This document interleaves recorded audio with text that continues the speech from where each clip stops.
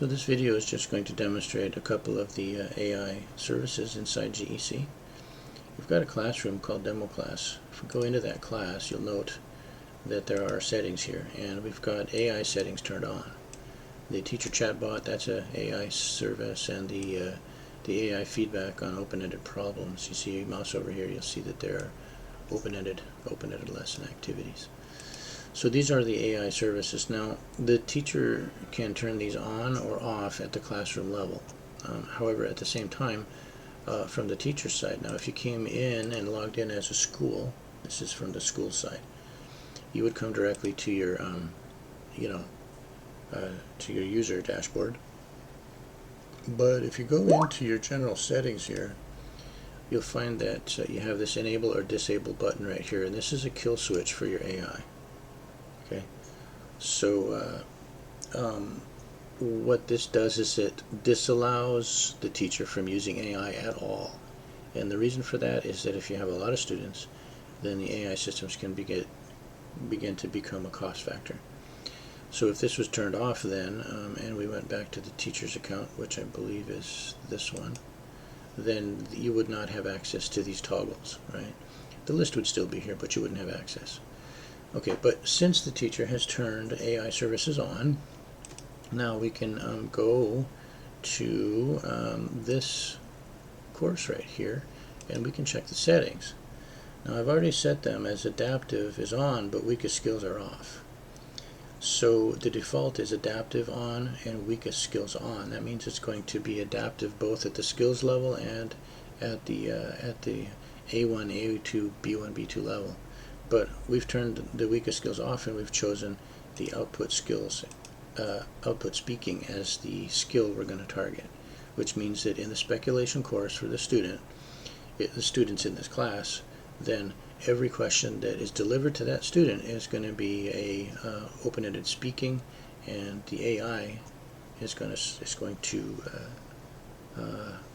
analyze or evaluate that skill. So with all that in mind, now we're in we're in a student's account, and I want to go to that lesson, that speculation lesson, and when we open this class, you're going to see two AI services. One is the tutor bot. It should just open up. Hi Jeff, can you tell me about speculation? Okay, so that's the tutor bot. It's the male. I can choose the female, and it's the audio input instead of the text input. I can change the settings. Speculation is when you guess without being sure. Sometimes it takes a minute the first time to process the answer. That's correct. Well done. Can you tell me how speculation is used in investing? Okay, so I'm going to close that now. And what words show place in a sequence? Okay, so let's see if I can get this right. Ordinal numbers like first, second, third, and fourth show sequence. Alright. Ordinal numbers like first, second, third, and fourth. Okay, that's fine. Let's submit this and see what kind of score I get out of it.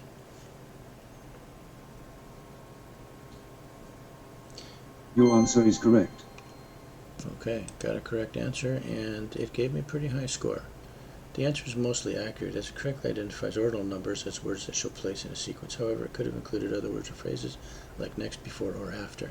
Yeah, nice analysis. Okay, let's do one more and get it wrong. Oops, yeah, the game system is turned on. I can turn this on, off. I can turn this off as a teacher or as the school. But anyway, one of our engagements services. Okay, what does cause and effect mean? Cause and effect is when you have to lie down and take a rest. Let's see what kind of score I get out of this.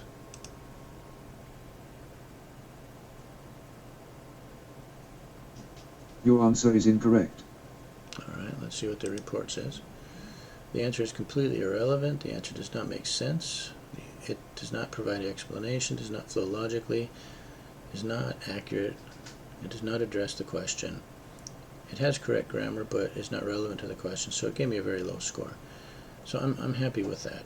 All right. So the last thing we'll do here, because we have looked at the tutor AI services, and we have looked at correct and incorrect answer that was scored by AI. So what we can do now, I think, is go back to the teacher's account, which I believe was opened here, and go back to this class, go into the reports, and I believe, yeah, this is Social Studies Level 4. Let's drill in here, and apparently I've done 9 problems out of that lesson, and the teacher should have access to that real time, even though the student never completed it. The last question that I got wrong was a speaking question, open-ended.